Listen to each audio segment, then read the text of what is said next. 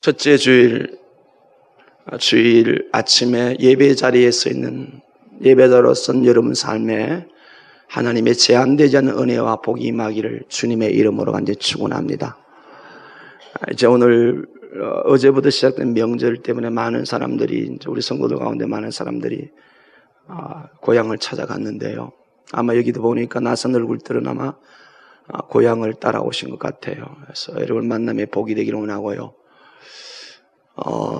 이 추석을 앞두고 큰 엄청난 한국에서 이름난 교회가 예배를 드리는데 즐거운 명절이 되십시오 그랬어요. 그런데 틀린 말은 아닌데 저는 거기 못마땅했어요. 성도의 최고의 명절은 생애 가운데 주의 날인 줄로 믿습니다. 무슨 말인지 의미가 와닿아야 돼요. 저는 개인적으로 우상을 섬기며 살았던 그런 집안의 사람이었습니다. 예수 믿어 하나님을 예배하고 살아간다는 것이 얼마나 감사한지 몰라요. 이 나라가 태조 이성계가 쿠데타를 이렇게 나라를 세우며 민심이 어려워졌을 때 모학 대사를 찾아가서 어떻게 하면 좋겠냐 했을 때 유교 문화인 제사 문화를 끌고 돌아옵니다. 500년 동안 이시조선 500년 동안 이 나라는 결국 일본에게 잡아먹힙니다. 그토록 죽은 조상에게 온갖 정성을 다해 제사했던 결과가 그렇습니다. 그래서 우리가 오늘 하나님을 예배하고 살아계신 하나님을 경배할 수 있다는 것이 감격과 감동이 충만하기를 주님의 이름으로 간절히 소원합니다. 그런데 오늘 우리 시대를 가리켜서 불감증 시대라고 말합니다. 이 불감증이라는 단어만 있지 사전에 있지 다른 건 앞에 수식어가 없는데요. 지금 우리 시대를 가서 안전불감증, 도덕불감증, 위험불감증, 게임불감증, 인터넷에 검색을 해보면 무슨 불감증이 너무너무 많아요. 그럼 불감증의 말이 뜻이 뭡니까? 이 불감증은 감각이 둔하거나 익숙해져서 별다른 느낌을 가지 못하는 일. 이게 원래 성에 사용했던 단어예요. 불감증이라는 단어가. 두 가지 뜻이 있습니다. 이제 성에 대한 것하고 그다음에 감각이 없거나 둔하거나 익숙해서 별다른 느낌을 갖지 못한 것이 이 시대가. 그래요. 우리나라가 특히 안정불감증, 도덕불감증, 위험불감증, 심지어 연애불감증, 남성불감증, 여성불감증, 성이 구별되지 않는. 그래서 감각이 둔해서 익숙해서 이게 지금 잘못 가고 있는데도 깨닫지 못하는 걸 우리 시대를 향하여 진단되어진 겁니다. 우리가 그리스도인이 많이 기도할 이유가 있고 이 나라를 바라보면서 가슴을 쳐야 될 이유가 있습니다. 여러 가지가 있어요. 지금 국회의원들은 어떻습니까? 넉 달이 넘도록 아무리 일어나면서 추석이 돼서 상여금을 1인당 388만인가. 정치인들이 일하는 곳이 나라가 꼴이 어떻게 되겠습니까? 이게 불감증이에요, 불감증. 양심의 가책이 없어요. 뭐가 잘못되지 않는지 몰라요. 그러나 우리는 그들을 책망하고 있을 것이 아니라 이걸 하나님이 만지고 하나님 치료해 주셔야 될 줄 믿습니다. 우리가 아무리 떠들어도 안 돼요. 왜? 그 배후에는 사탄이 있기 때문에. 이 나라를 사탄이 점점 조여가지고 오늘 교회를 자꾸 저만 세상을 바라보게 만들고 이 영적 전쟁에서 이길 수 있는 길은 오직 하나님이 의라고 하나님께 도움을 요청하고 엎드려야 되는데요. 그런데 우리 현대사에서 이렇게 불감증이 많은데 문제는 뭐냐? 심각한 신앙 불감증이에요. 불감증의 뜻이 뭐라고요? 감각이 둔해진 것에 익숙해져서 별다른 느낌을 갖지 못하는 거예요.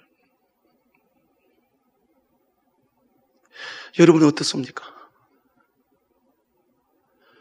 말씀을 들어도 기도를 해도 잘 안 하죠? 찬양을 불러도 감동이 없어.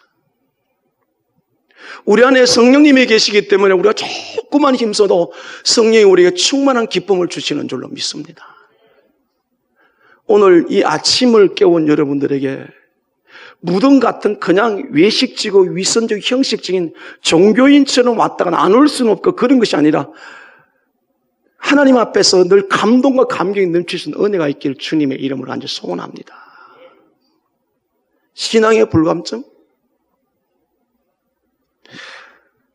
이게 오늘만의 문제가 아니에요. 선지자 시대에도 그랬어요. 귀가 있어도 듣지 못하고, 눈이 있어도 보지 못하고, 입이 있어도 말하지 못하고. 예수님께서 그 말씀을 그대로 인용해서 이 백성이 귀가 있어도 듣지 못하고, 눈이 있어도 보지 못하고, 입이 있어도 말하지 못하고 무감각해 져버린 거. 그래서 예수님이 또 뭐라고 말합니까? 장태에 피를 불어도 곡하지 않고 노래를 불러도 춤을 추지 않는. 우리 인생을 살아가면서 삶 속에 여러 가지 불감증, 이건 반드시 치워야 될 건데 더 심각한 문제는 오늘 신앙의 불감증이라 이 말이에요. 내 영적인 상태가 점점 무감해져가고 잘못된 방향으로 익숙해져서 고칠 생각도 안 하고 살아가고 있는 시대 아닙니까?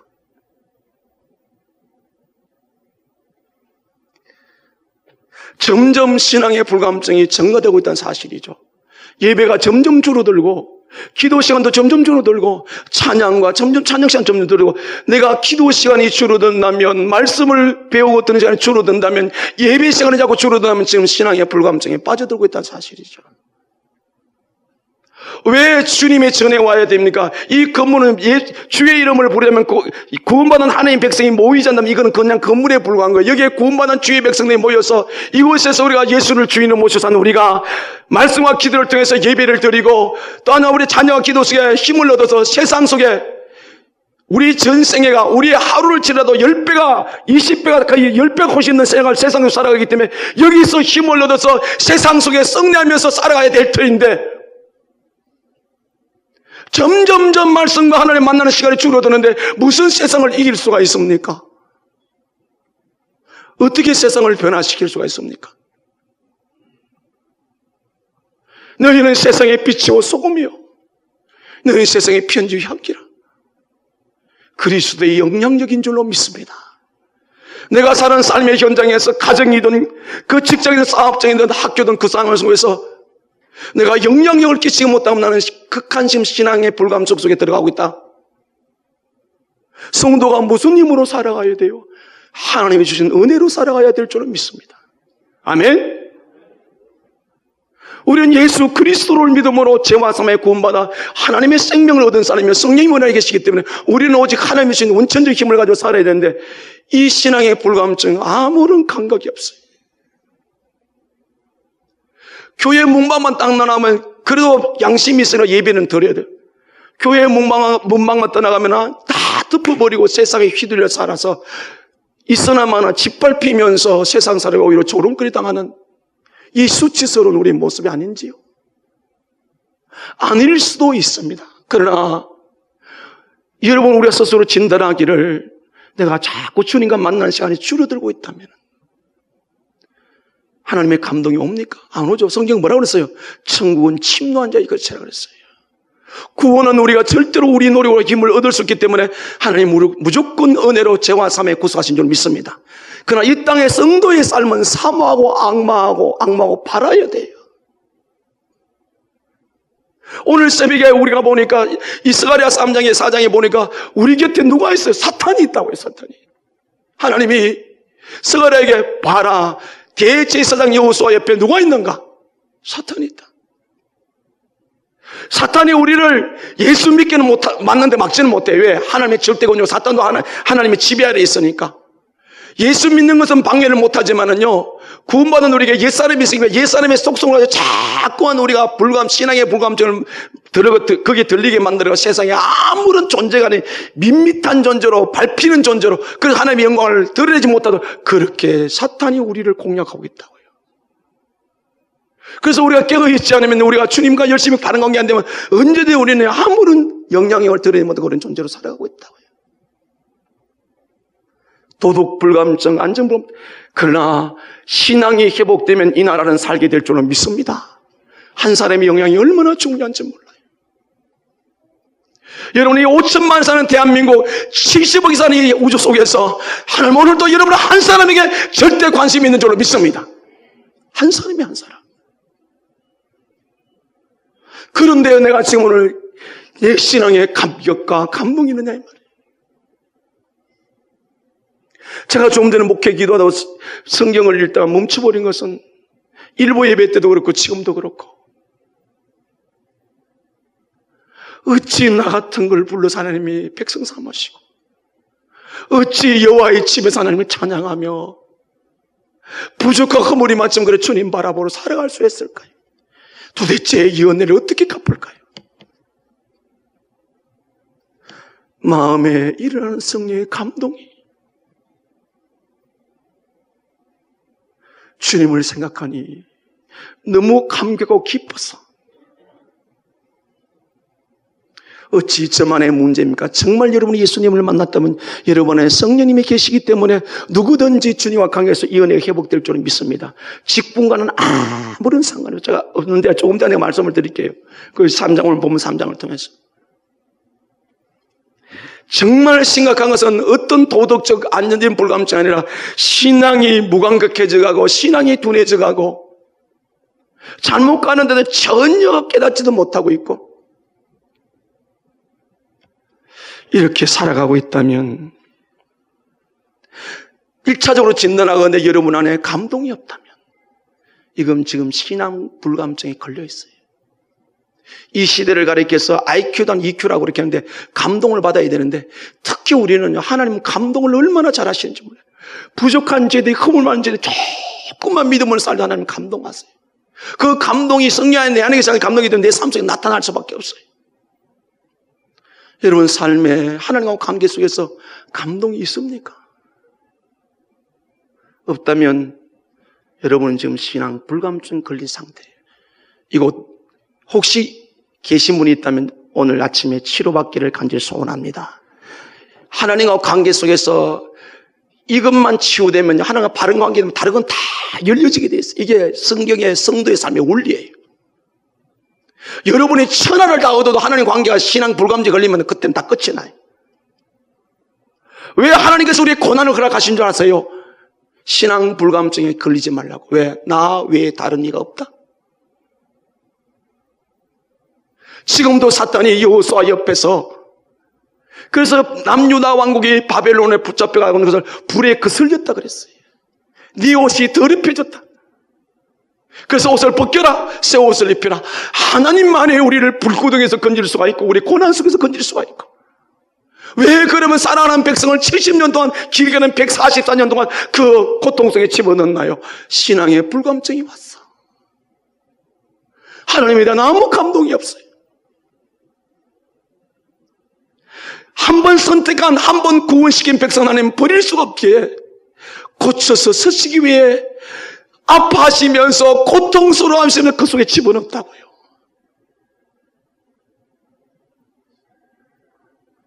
오늘 이 아침에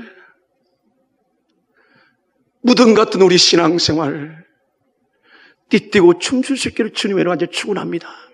성령님 우리를 이끄시면 우리는 그렇게 살아갈 수밖에 없어요. 세상에 어떤 것이 우리의 위로를 주고 행복을 주고 우리의 온전한 즐거움을 줍니까? 세상 것은 다 순간적이고 찰나적인 것이에요. 그래서 예수님이 내가 너에게 주는 기쁨은 세상이 주는 기쁨 같지 않고 세상 것은 금방금방 지나가나 하나님이 주는 기쁨은 때로는 고통과 어려움과 고난 속에 있을지라도 우리는 소망 때문에 기뻐하게 되는 줄 믿습니다. 이게 신앙 불감증에서 탈출한 치료받은 사람의 삶이에요. 성경에 많은 사람 가운데 이 대표적인 한 사람을 제가 오늘 소개하려고 합니다. 잘 들어보세요. 아버지가 왕이었어요. 근데 아버지가 40년의 왕정 생활을 마치고 하나님의 부름 앞에 죽음의 이제 문턱에 있는데 아들을 불렀습니다. 20세가 된 아들을 불러 이제 왕이 됐습니다. 그 아들에게 이 아버지가 이렇게 말합니다. 열왕기상 2장이에요. 좀 제가 빨리 가도록 좀 펴놓았어요. 열왕기상을 좀 볼 테니까요. 2장 1절에서 3절까지입니다.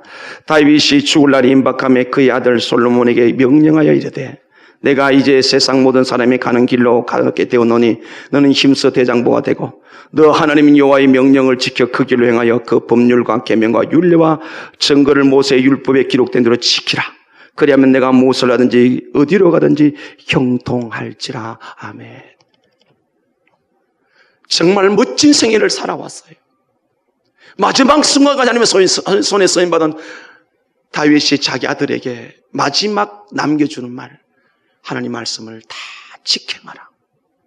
그래야면 어디로 가든지 뭘 하든지 형통하게 될 것이다. 할렐루야. 이제 부하들이 많이 있고 대신들이 많이 있지 않습니까? 평생을 전쟁 함께 요압도 있는데 누구누구 의지하라 말하지 않고 오직 하나님 말씀을 지켜라. 그래야면 내가 뭘 하든지 형통하고 평탄하게 될 것이다. 이렇게 해서 이 약관 20세 솔로몬이 왕이 돼서 아버지 말씀을 받아들고 이제 아버지가 눈을 감기 전에 이렇게 말합니다. 몇 사람을 손을 보라 그래요. 몇 사람 손을 보는데 신하 가운데 아도니아, 그 다음에 아비아달, 요압, 시므이, 다윗의 생애 가운데 다윗의 그 가는 길을 도구로 쓰임받으면 늘 긁어작거리는 사람에 대해서 절대로 그들을 백발로 돌아가지 말게 하라. 불신앙의 사람들 다 처형시켜라. 여기서 우리가 깨달을 것은요, 이다 하나님 사람들이에요. 그래 일어나면서 늘 불평을 원망했던 사람들이에요. 그래서 다윗에게 이 사람들 남기면 또 아들 솔로몬부터 또 그럴 것 같아서 다 처형시켜라. 그래서 이제 이 솔로몬이 그걸 행하고, 그 다음에 왕이 돼서 솔로몬이 이제 백성들을 이제 다스려야 되려니까 막상 딱 이 문제가 앞에서 보니까 두려운 거예요. 그래서 하나님 앞에서 기본에서 1,000번제를 드리면서 하나님 앞에 구한 것이 있습니다. 그게 3장 11절에 있어요.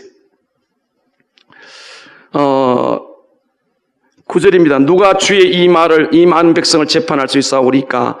듣는 마음을 종에게 주사 주의 백성을 재판하여 선악을 분별하게 하옵소서. 솔로몬이 이것을 구하며 그 말씀이 주의 마음에 든지라. 이에 하나님이 그에게 이르시되 내가 이것을 구하도다. 자기를 위하여 장수하기를 구하지 아니하며 부도 구하지 아니하며 자기 원수의 생명을 멸하기도 구하지 아니하고 오직 송사를 듣고 분별한 지혜를 구하였으니 내가 네 말대로 하여 네게 지혜로 총명한 마음을 주니 네 앞에도 너와 같은 자가 없었거니와 네 뒤에도 너와 같은 자가 일어남이 없으리라. 내가 또 너가 구하지 않은 부와 부귀와 영광도 너게 주느니 네 평생에 왕들 중에 너와 같은 자가 없을 것이라. 아버지의 유지를 받들어 말씀대로 생각해보니까 하나님이 자기에게 지혜를 줘야 된다는 생각이 있어서 1,000번제를 드려서 구한 게 뭡니까? 지혜였습니다. 그게 하나님 마음에 들었어요. 너를 위해 장수도 부도 원수 멸하지 않고 네가 원하는 걸 구했다. 전에도 없었고 후에도 없을 것이다. 그걸 응답해 주면서 네가 구하지 않는 것도 내가 너에게 주마. 할렐루야. 정말 하나님과 뜨거운 관계를 구하고, 그 다음에 여러분이 잘 아는 두 여인의 그 아이 사건이, 아이를 재판하는 사건이 이제 4장에 이제 그 3장에 나오고요. 이렇게 세월이 흘러서 4년쯤, 왕이 된 4년쯤에 솔로몬이 이제 아버지가 하나님께 헌신한 성전 짓기를 계획을 하고, 아버지가 모든 걸 다 물려줘. 성전을 충분히 지을 수 있는 물질을 다 물려줘. 금을 물려주는데, 그걸 가지고 성전을 짓는데, 왕이 된 지 4년 차부터 성전을 지어서 7년 만에 성전을 완공합니다. 그게 이제 6장, 7장, 8장 가는데, 지어놓고 그 성전 안에 들어갈 모든 기물을 다 만들고 마지막 언약궤를 성소에 드린 다음에 8장에서 이제 하나님 앞에 봉헌 예배를 드리고 이렇게 기도합니다. 8장을 넘어서요. 8장을 넘어와서 29절 30절입니다. 8장 29절 30절.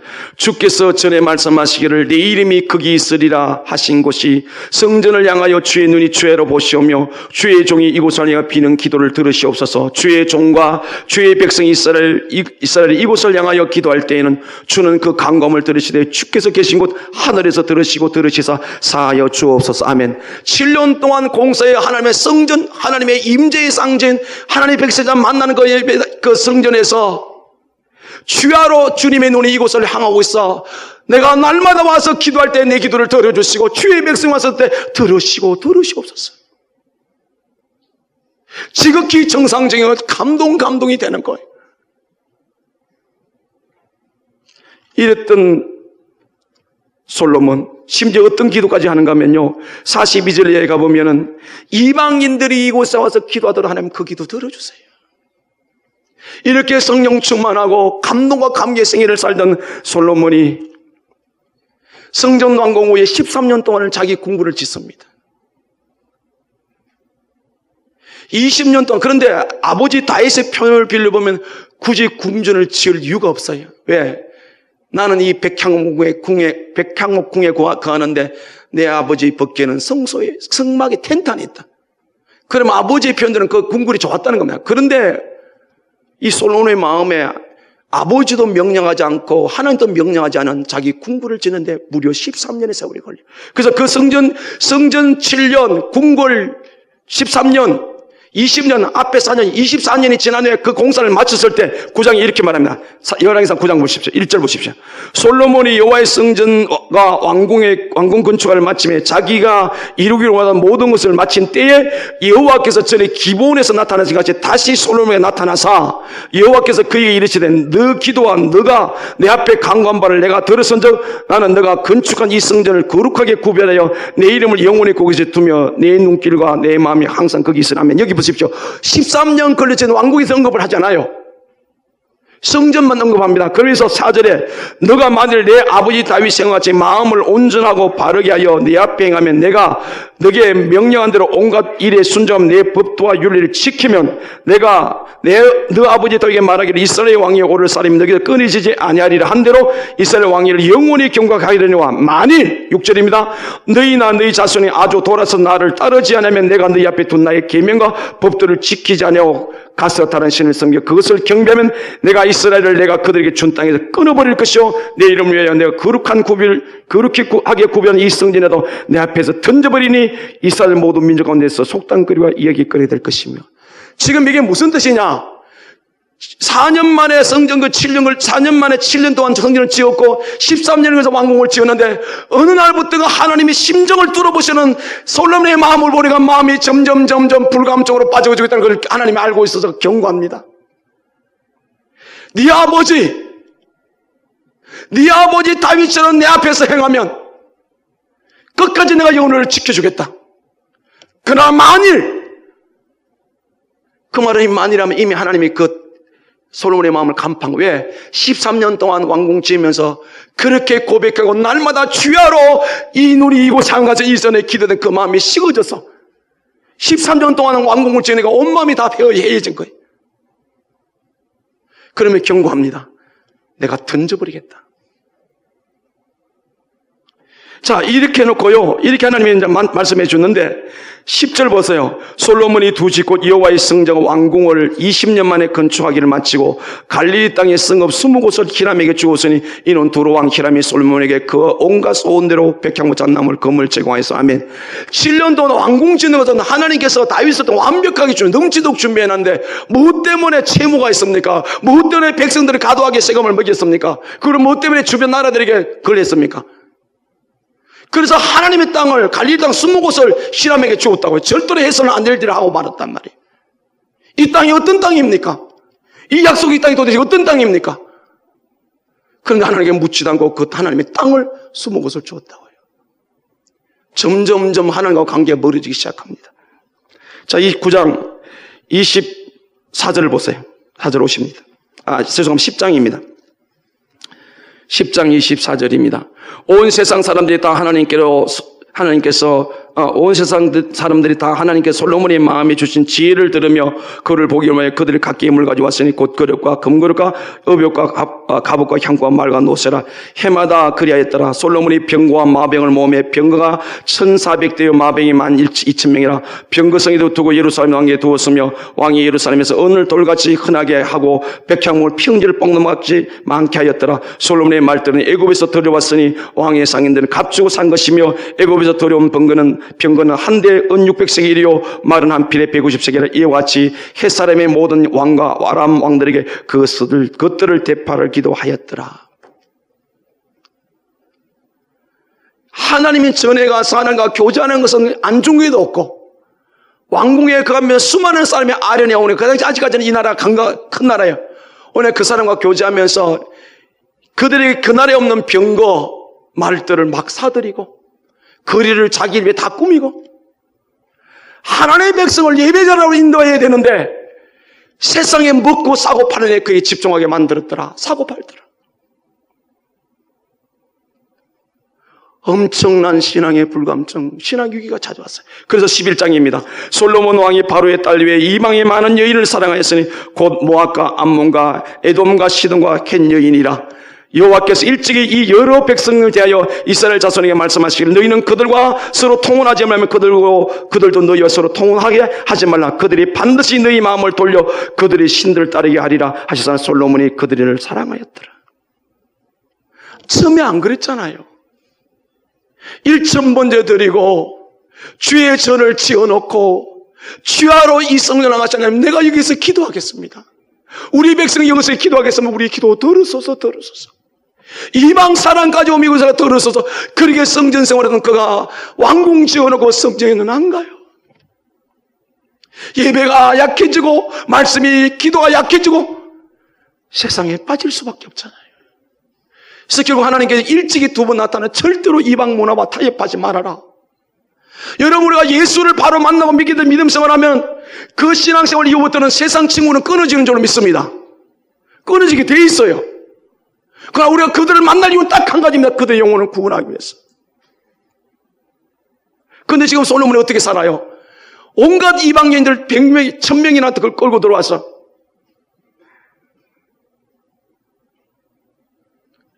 그 사람들 사랑하니 이 신앙 불감증 하나님이 계속 말씀하지만 그래도 못 깨닫는 이 무감각함. 그래서 11장 밑에 나오면 내가 나라를 끊어버리겠다. 이 나라를 둘러 갈라버리겠다. 그런데 네 아버지 다윗의 생각에 네 대는 하지 않겠다. 그렇게까지 들어서 여기 손들 기회가 있는 하나님 제가 잘못했습니다. 하나님 제가 잘못했습니다. 하고 돌아섰더라면 오늘 성경에도 나왔지만 완전히 내가 끊어버리지는 않겠다. 하나님은 돌아오면 반드시 핸드폰 좀 꺼세요 제발. 계속 그러고 있으면 어떡해. 하나님 제발 날 좀 살려주세요. 잘못했습니다. 기회가 있는 줄로 믿습니다. 저는 지금 우리 시대가 지금요 그 중동 땅에 전 세계로 전쟁이 확산되고 있는데 제가 2주 전에 말씀드린 오고노스에서 헝가리에 있는데 유대인 석유라고 하는데 지금 그쪽에는 지금 모든 징조가 주님 오시기에 가까웠다는 것인데 지금 세계가 지금 이슬람 교도들 여기서 온갖 일어나서 이 위기가 왔다. 지금 우리가 주님 앞에 손을 들 때다. 다시 하나님으로 돌아갈 때다. 이 영적인 눈이 열려주시길 주님이라는 소원합니다. 오늘 우리는 이 솔로몬을 통해서 보면서 그리고 이제 오늘 본문은 BC 한 640년경에서 남왕국이 이제 멸망으로 치닫는 상황 속에 이 그들의 신앙이 이 신앙의 불감증 하나님의 말씀을 도무지 안 들어요. 무감각하게 저는 이런 모습을 보면서 여러분 어떤 생각이 들어요? 제가 쭉 말씀을 드렸어요. 여러분 건강하시죠? 신앙생활에 건강하시죠? 너무 자신감을 잃으면 안 돼요. 근데 여러분 특히 암 같은 것도 초기 발견하면 치유가 빠르다 그랬죠. 요즘은 거의 3기까지 발견돼도 치유가 된대요. 오늘 저하고 같이 하나님 말씀을 들으면서 정세가 이제 제가 말씀을 드릴 거예요. 정세가 없는 분들은 더욱 하나님과 가까이서 영적인 힘을 더 가지고 정세가 있는 분은 1기든 2기든 3기든 4기든 하나님 안에서 치료받기를 주님이란지 소원합니다. 성도의 삶의 원리는 영혼이 잘 때야 범사가 잘 되고 간 거예요. 이보다 뒤에 써진 이 본문 앞에 있는 뒤에 바르는 학개서는요. 이스라엘 백성들이 포로에서 남유다 돌아왔는데 성전 짓다가 방해가 일어나니까 16년 멈춰버렸어요. 그러면서 시기가 아니라고 하나님 시기가 아니라고 자기들 마음대로 시간을 정해놓고는 자기 집 짓느라고 온갖 걸 다 기울였어요. 여기 성전이 뭡니까? 하나님과 영적 바른 관계, 영적 관계가 무너지니까 세상을 바라보여요. 하나님 뭐라고 말하면 너희들이 수고해봐라. 내가 불어버린다고 그랬어요. 그렇습니다. 성도 우리 여러분이 정말 예수님을 나이 만나서 하나님의 자녀라면 꼭 기억해야 될 것은 하나님의 자녀는 하나님의 방법대로 살아야 승리하고 형통하게 될 줄로 믿습니다. 그래서 누누이 제가 질문해요. 여러분 정말 예수님 만났습니까? 여러분의 성령님이 계십니까? 그렇다면 대충 살면 안 돼요.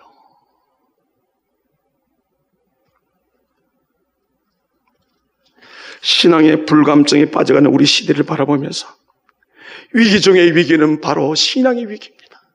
성도는 신앙만 바로 되면, 하나님과 관계만 바로 되면 천하가 두렵지 않는 줄을 믿습니다. 그걸 내가 결론적으로 말씀을 드리고요. 자, 그럼 오늘 본문으로 다시 돌아옵시다. 제가 오늘 본문을 이해를 돕기 위해서 많은 과정을 설명을 했어요. 몇 절을 보는가 하면은 5절을 봅니다. 같이 시작. 그 가운데 계시는 여호와는 의로우사 불의를 행하지 아니하시고 아침마다 빠짐없이 자기의 공의를 비추시거늘 불의한 자는 수치를 알지 못하는도다. 아멘. 2장 1절에도 보면 수치를 모르는 백성아 모일지다 모일지다. 불감증에 빠져 잘못 가고 있는데도 아무 감각이 없는 거예요. 세상에 짓밟히고 버림당하고 세상에 조롱거리가 되고 그 수치를 모르는 거예요. 그 앞에 보면 총체적인 문제가 생기는데, 자, 3절 그 가운데 방백들은 부르짖는 사자여 그의 재판관들은 장들은 이튿날 날까지 남겨두는 것이 없는 저녁이요 그의 선지자는 경사로 간사하는 사람들이요 그의 제사장은 성소를 더럽혀 율법을 범하였도다. 리더들이 다 불감증을 해서 나라 전체가 이렇게 된 거예요. 사랑하는 성도 여러분, 여러분 가정에서 한 사람 더 깨어있으면 그 가정은 살게 될 줄로 믿습니다. 가정 식구 전체가 불감증. 오늘 교회가 저라도 깨어있으면 우리 교회는 살게 될 줄로 믿습니다. 그래서 여러분의 신뢰에서 엄청 기도해줘야 돼요. 제가 세상에 빠지지 않도록, 세상을 지배할 수 있도록. 우리 목장에 있는 목자들, 교회 교사 모든 리더들이 보시면 총체적인 위기가 왔어요. 수치를 몰라요. 모두가 오직 세상에 빠져 있어요. 근데 하나님께서 뭐라고 말씀하세요? 내가 여러 나라를 끊어버렸으니 그들의 망대가 파괴되었고 내가 그들을 거리를 비게하여 지나는 자극게 했으므로 그들의 모든 성읍이 황폐며 사람이 없으며 거주할 수 없게 되었느니라. 내가 이르기를 너는 오직 나를 경외하고 교훈을 받으라. 다시 말씀으로 돌아오라. 나와 관계에 가자. 그러면 내가 흉불 내리기는 정하긴 하였지만 너희 거처가 끊어지지 아니라 하였으나 그들이 부지런히, 이 부지런한 말은 알침일찍입니다. 그러니까 끊임없이 이 사람들이 하나님과 영적 관계가 무관계해지니까 세상에 완전히 빠져 아침부터 그냥 그렇게 살고 있는 거예요. 그들의 모든 행위를 더럽게 하였느니라. 그래서 오늘 이 말씀에 준해서 내가 지금 신앙의 불감증이 어떤 단계에 있는지 몇 가지를 체크를 하겠습니다. 2절을 중심으로 해서요. 첫 번째로 신앙 불감증의 정세 첫 번째, 그가 명령을 듣지 아니하고. 내가 지금 영적인 신앙의 불감증을 빠져들어가고 있다는 것은 그런 정세가 있던 하나님의 말씀을, 여기 명령 하나님의 말씀입니다. 말씀을 듣지 않는다. 내가 이 세상에 살아가는 삶의 태도에 말하는데 하나님 말씀에 의한 삶이 아니라 세상을 쫓아 사는 것. 성경이 항상 우리에게 말합니다. 내 말을 들으라, 들으라, 들으라. 내가 오늘 영적 상태 속에 신앙의 불감증, 무감각해지고 깨닫지 못하고 가진 것은 하나님 말씀. 여러분 이 시간 말씀 들어요. 듣는데 지금 듣는 거 귀로만 듣지 이성적으로 듣지 영적으로 마음에 안 받아들이니까 예배만 마치면 그냥 세상에 의해 살아가잖아요. 맞아요, 틀려요. 말씀이 마음에 남아있지 않았다면 난 지금 하나님의 말씀을 안 받아들인 거예요. 안 들은 거예요. 보십시오. 시편 119편 9절 10절에 11절에 내가 주께 범죄치 아니하려 주의 말씀을 내 마음에 두었나이다. 청년이 무엇으로 그 행실을 깨끗게 하려 주의 말씀을 따라 삼갈 것이니다. 말씀을 안 받아들인 말씀을 예배는 드렸습니다. 이 당시 예배가 없던 예배 다 드렸어요. 그러나 왜요? 삶 속에 말씀이 한 사람이 없는 거예요.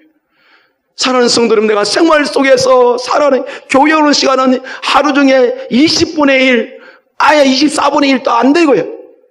그런데 세상에 사람이 뭐에 살아가고 있습니까? 하나님 말씀이 아니면은 지금 우리는 심각한 영적 불감증에 들어가고 있단 말이에요. 그 끝이 어딜까요? 말씀을 마음에 두지 않아요.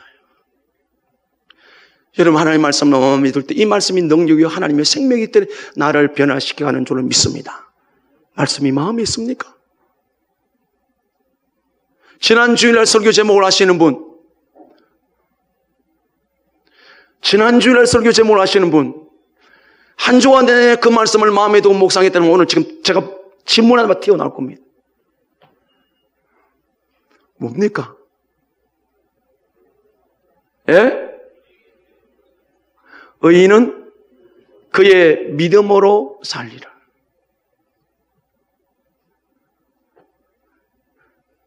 잘 진단하셔야 되고, 두 번째, 교훈을 받지 아니하고, 교훈을 받지, 교훈은 하나님의 훈련, 징계, 책망인데요.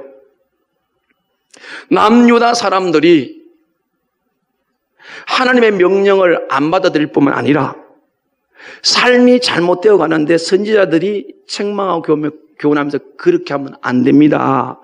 이러면 하나님 말씀을 고치라고 전했을 때 그걸 기쁘게 받아들이질 않아요. 자, 오늘 틀림없이 예배 시간 마치고 나가면 오늘 처음 오신 분 가운데 어떻게 목사님 저를 그렇게 잘 알고 저에게 말씀하셨습니까? 우리 교회 처음 와서 우리 교회 신앙생활에서 항상 제가 성경 공부를 하면 꼭 하는 말, 생전처럼 교회 왔는데도 아무것도 모르는데 목사님 어떻게 제 형편을 그리 잘하시고, 그게 전부 다 아픈 말이에요. 아픈 말. 근데 신앙생활 어느 정도 하다 보면요, 바르게 하고 바로 살자에 대해서 그걸 기쁘게 안 받아들여요. 그래서 뭐라고 말합니까? 오늘 목사님 날 또 침닥을 하지. 교훈을 안 받아요. 주의 말씀을 들을 때에 아플 때도 있고 적어도 있지만 다 두 가지 다를 받아들일 수 있길 주님의 이름으로 간절히 소원합니다. 여러분 고린도 교회 보세요. 젖만 먹고 밥은 안 먹잖아요. 히브리서 5장 10절 때가 오래돼서 벌써 성생이 돼서 다른 사람을 가르쳐야 된다. 아직도 젖이나 먹고 밥을 먹지 못하니 의의 말씀을 경험하지 못했다. 14절에 가서 단단한 식물은 장성한 자가 있으니, 여러분 어린아이가 태어나서 평생 젖만 먹으면 됩니까? 안 돼요. 맛이 전혀는 파도 먹고 팥도 먹고 매운 것도 먹고 그래야 건강하게 자라요. 말씀이 다른 탈 때도 있고 아플 때도 있고. 그런데 신앙의 불감정성이 어떤 상황이 발생한다? 교훈을 안 받는다고요. 말씀이 튀어요. 그건 여러분 신앙의 불감정에 빠진 상태예요. 하나님의 말씀은 우리가 시차 선택할 수 있는 게 없어요. 말씀을 그대로 받아들여야 될 줄로 믿습니다. 교훈을 받지 않는다. 바르게 살아야 된다. 하나 해버렸었는데, 전들 여러분들 바른 사람이 아무도 없잖아요. 제가 먼저 늘 말씀드리고 제가 너무 고통스러워요. 왜 목회가 힘든 줄 아세요? 제가 바로 살지 못하고 이 말씀을 들고 쓰니까 너무 괴로운 거예요. 우리는 하나님 앞에서 직분이 문제가 아니라 똑같이 하나님의 사람으로 교훈을 받고 살아야 될 줄로 믿습니다. 그래서 제가 제일 목회가 힘든 게 뭐냐면 본이 되는 거예요. 본이 되는 거. 여러분 부모 역할이 제일 힘든 게 뭐니까 본이 되는 거잖아요. 교훈을 받아들이기를 주님의 간절히 소원합니다. 나를 기쁘게 하지 못한다 할지라도 너는 한국 강단이 너무너무 아파요. 큰 교회는 국회의원들 다 있는데도요, 전부 다 사람 비위 맞추고요. 그들이 300명 중에 119명의 국회에 그리스도인이라 말하고 지금 국무장관들 60% 이상이 그리스도인데 그들만 바로서도 이 나라 살게 될 줄로 믿습니다. 그분들 다 교회 장로가 안수를 그렇다면 교회 가서 도대체 무슨 메시지로 그들의 개성 부정 불이 다 저지르고, 이것이 서가라 시대의 서반야의 총체적인 위기라고요. 우리 군과 사랑의 여기가 세계의 변방에 있는 복음의 중심이 되기를 원하면 여러분과 제가 주님 앞에 어떻게 그 말씀 붙들고 앞으로 붙들고 하면 하나님 우리를 그렇게 능력이 하실 줄로 믿습니다. 세 번째, 어떤 증상이 있습니까? 여호와를 의뢰하지 아니하며, 하나님을 의지하기보다는 이방 족속, 그리고 가만히 보세요. 그들이 조금만 어려워지면 하나님의 손 안 들고 아수르 의지하고 애굽 의지하고 바벨론과 동맹을 맺어요. 동맹을 맺으면 그들 문화를 가져 들어와요. 그리고 군사력을 봐요. 아까 솔로몬도 그랬죠. 막 사다 드리잖아요. 여러분 전쟁은 누구에게 속한 것? 여호와께 속한 것. 하나님 앞에 손들고 기도하기보다는 구하기보다는 계속 세상의 힘을 내가 의지로 삼는 것. 지금 여러분은 어떻습니까? 하나님이 더 여러분의 소중합니까? 세상 것이 더 소중합니까? 뭘 더 의지하고 있습니까? 정확하게 여러분 사실을 진단하기를 원합니다. 제가 지난 금요일 날 금요 기도를 하면서 기도 중에 제가 감동이 와서 예배 마치고 사역자들 그 회의에서 제가 우리 윤관사에게 예배팀 전원에게 구원간증문을 다시 받으라고 그랬어요. 그래서 학생들 군관종 다 썼을 겁니다. 어제 저녁까지 다 써왔던데 제가 다 읽어봤어요. 왜? 구원의 학생을 쓰면 예배팀에 들어올 수가 없어요. 그 다 써봤더니 얘들이 뱃속에서부터 교회 다닌 놈 이렇게든 다 있는데 주님을 분명히 만났는데 이 신앙이 오래 가지를 못해. 세상에 살다 보니까. 그 맨날 수련회에 되고 맨날 집회에 되고 그건 아니잖아요. 얘들이 다 그렇게 수련회가 그러면 수련회 가서 다 들었던 말씀이 확인되고 다 예수님 만나 확정이 다 서있었어요. 그럼 맨날 부흥회도 맨날 수련회도 이걸 어떻게 하냐. 그래서 평상시 우리는 주일날이 너무너무 중요하고 교회에서 양육하는 게 너무너무 중요한 거예요. 얘들이 그런 은혜를 만나 지금 믿음이 떨어지고 어느 날부터 떨어져 있다는 그래요. 세상에 사는 날이 더 많기 때문에 그래요. 세상에 우리 눈에 가시가 더 커 보이기 때문에 그래요. 나도 모르는 사이에 세상에 권력을 사는 모자가 되어 있단 말이에요. 그걸 이기기 위해서 날마다 주님과 영적 교제가 바로 되어야 될 줄로 믿습니다. 우리 학생들 여러분 격려할게요. 예배팀은 예배팀만 해도 제가 그래서 지난 주일날 예배팀이 이제 가는데 우리 교회 식구가 학생들이 한 20여 명 되면 다 같이 함께 해라. 혹시 예배팀 안에서 하면 소외감 가질지도 모른다. 당당하십시오. 학생들 좀 격려할게요. 여러분 세상 그래요. 근데 여러분 절대 자신을 믿지 말아요. 약해진 거 자신을 믿지 말고 내 안에 살리신 주님을 믿으라고요. 그 내용을 가만히 보고 전부 다 자기를 믿고 세상을 믿고 있어요. 하나님 의지 안 해요. 여러분들도 마찬가지예요. 내 안에 계신 절대 부활의 생명자 하나님을 의지하고 예수를 의지하는 것이 아니라 자꾸 세상을 의지하고 바라보고 있어요. 그러니까 저절로 내가 자꾸 도태될 수밖에 없죠. 어떤 경우라도 내 안에 생명 주시고 보고 내 영원한 생명의 증거로 또한 살아갈 때 보여야 계신 성령님을 의지하시기를 주님의 이름으로 소원합니다. 밤낮 부르짖어도 새벽에도 밤에도 귀찮다 하지 않으세요.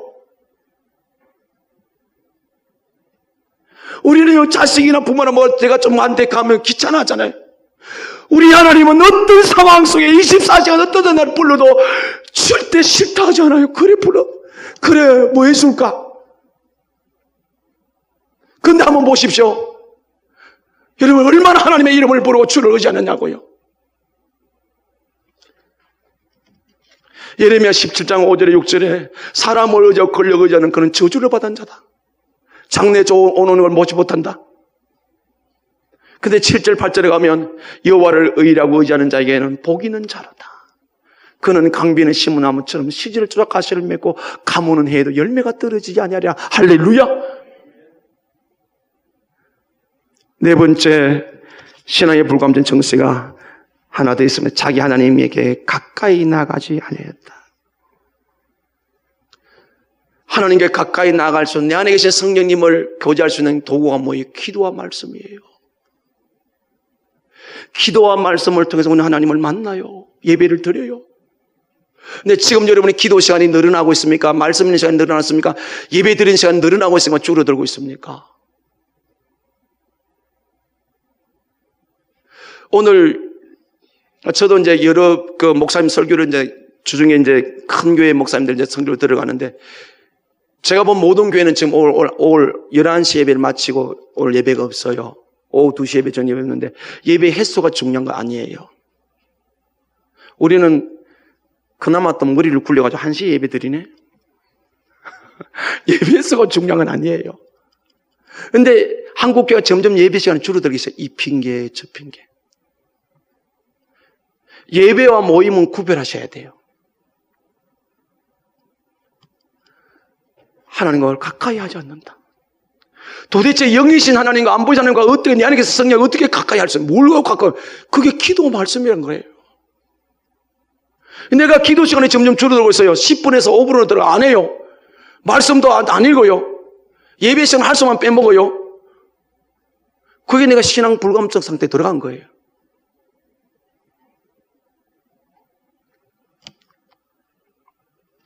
다시 말해서 하나님과 동행하는 삶을 애를 쓰지 않는다고요. 구약성의 에녹이라는 인물은 300년 동안 하나님과 동행하다가 죽지 않고 하늘나라에 간 줄로 믿습니다.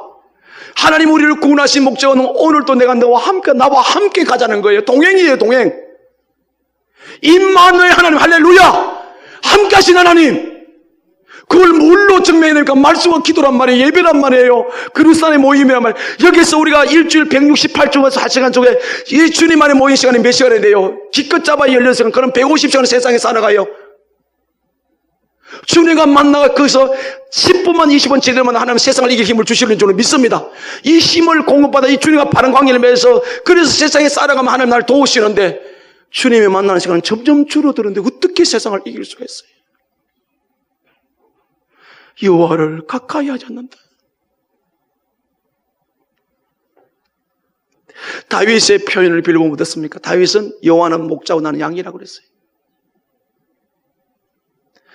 양은 목자를 떠나가면 아무것도 안 돼요. 사자 만나고 곰 만나고 이리 만나 죽어요. 양이 살 수 있는 게는 목자에게 꼭 붙어 있어야 돼요. 그게 주님과 가까이 하는 거예요. 우리는 절대로 목자가 아니에요. 아무것도 방어 능력도 없고 길 가면 잊어버리는 그런 무지한 양과 같아요. 양인 우리가 목자를 꼭 붙들고 가야 될 줄 믿습니다. 지금 주님 가까이 하고 있습니까? 그렇지 않다면 지금 우리는 신앙에 불감증에 걸렸어요. 점점 무뎌져 가고 있어요. 오늘 이 아침이 저는 오늘 새벽에 이런 기도를 했어요. 하나님, 오늘이 내 생애의 최고의 날이 되게 하여 주옵소서. 아멘. 제 고백입니까? 여러분 주님 앞에 예배드린 그날이 지난주에 들으실지도 지난주 어마어마한 감동을 받으실지도 오늘 우리는 또다시 주님 오늘이 내 생애의 최고의 날이 되기를 원합니다. 그게 준비가 안 되고 되냐 이 말이에요. 주일날 갑자기 직대 와서 그 은혜를 받는 주중 내내 세상에서 주와 함께 동행하며 성령의 살을 때 이 날이 극적인 날이 될 줄로 믿습니다. 부활하신 주님, 부활신으로 승리한단 말이에요. 오늘 아침에 새벽 기도에 오신 분들은 한 번 더 듣겠습니다. 결론을 내릴게요. 시편 27편.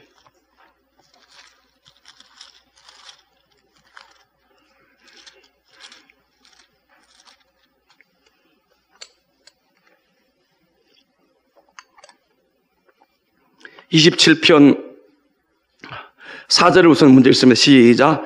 내가 여호와께 바라는 한 가지 일 그것을 구하리니 곧 내가 내 평생에 여호와의 집에 살면서 여호와의 아름다움을 바라보며 그의 성전에서 사모하는 그것이라. 아멘. 이 시편 27편 다윗이 썼어요. 자, 솔로몬하고 대조가 되죠. 솔로몬은 그렇게 성전을 멋지게 지어놓고 자기 집을 더 멋지게 지어가지고 어디에 살았어요? 그는 왕궁에만 살았어요. 근데 솔로몬은 성전을 못 지었어요. 하나님이 텐트 안에 출애굽했던 텐트 안에 그 성막 안에 거기서 어떻게 했어요?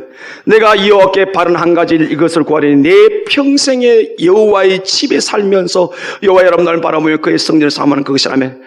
인생이 어떻게 하면 승리할 줄은 그런 답을 갖고 있어요. 하나님이 자기를 도와주시는 것은 그 분명히 알고 있었기 때문에 여호와의 성전에서 평생에 여호와를 바라보며 그 아름다움을 쌓는 그것이 성령인 것을 알았기 때문에 그는 이를 고백을 하고 있다고요. 솔로몬은 어마어마한 돈으로 멋지게 7년 동안 성전 지어놓고 13년을 해서 더 많이 기지만 그러나 그는 성전이 있지를 않았어요. 하나님과 관계를 멀리했다고요. 그러면서 5절 6절 같이 읽어요. 시작. 여호와께서 한란날에 나를 그의 초막 속에 비밀히 지키시고 그의 장막을 은밀한 곳에 나를 숨기시며 높은 바위 위에 두르시리다. 이제 내 머리가 나를 둘러 원수의 이에 들리리니 내가 그의 장막에서 즐거운 제사를 드리겠고 노래하며 여호와를 찬송하리로다. 아멘. 여기 보면 장막, 초막 세 번 나오는데 이게 뭡니까? 하나님 성전이에요. 여러분, 하나님 성전이면 하나님과 가까이 하는, 하나님 만나는 거예요.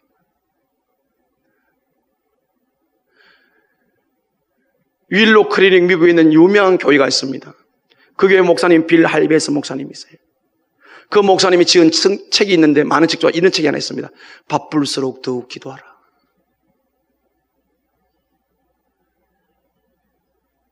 내 평생에 한 가지 소원이 있다. 삶의 우선순위예요. 하나님과 동행하고 하나님의 도와주셔 우리는 성장이 될 줄 믿습니다. 초막이 있고 장막이 왜 피했습니까? 거기서 뭐합니까 도대체? 그래 어떻게 결론 내놨죠? 나를 원수 위에 들리리라. 그 다음에 1절, 2절, 3절 한 번 더 1절, 2절, 3절 같이 읽겠습니다. 시작. 여호와는 나의 빛이요 나의 구원이시니 내가 누구를 두려워하리요. 여호와는 내 생명의 능력이시니 내가 누구를 무서워하리요. 악인들이 내 살을 먹으려고 내게로 왔으나 나의 대적들 나의 원수들이 그들을 실족하여 넘어졌도다. 군대가 나를 대적하여 진칠지라 내 마음이 두렵지 아니하며 전쟁이 일어나 나를 칠할지라 나는 여전히 태어나려다. 아멘. 이게 어떻게 가능해요? 하나님의 명령을 받고 교훈을 가슴에 달게 받고 여호와를 의뢰하고 말씀 얻기도록 가까이 앉아 누릴 수 있는 어떤 존재도 그를 건드릴 수가 없는 줄로 믿습니다. 군대가 온다 할때 나는 태어나리. 왜? 하나님이 나를 도와주시기 때문에. 여러분 마음속에 두려움이 있다면, 세상이 더 커 보인다면 빨리 일어나십시오. 신앙 불감증이 있는 거예요. 감동이 없어요. 여러분 성령님은 감동의 영이에요. 성령의 감동으로 하나님 말씀이 씌워진 줄로 믿습니다. 성경이 그렇게 말씀해요. 그래서 우리가 성령과 하나님과 함께하면 끊임없이 감동이 일어날 수밖에 없어요. 무감각해진 이 시대 속에 오늘 이 네 가지를 통해서 여러분 몇 가지가 여러분에 해당됩니까? 네 가지가 다 해당돼도 괜찮아요. 지금 주께 향하면 우리를 고치시고 치료하시고 우리 인생을 오늘 다윗이 고백한 것처럼 어떤 상황에서도 두려워하지 않는 끝까지 우리 지킬 승리하는 우리의 신앙생활이 되게 해주실 줄은 믿습니다. 이 은혜가 여러분의 간증이 되기를 주님의 이름으로 간절히 축원합니다. 아멘. 기도합니다.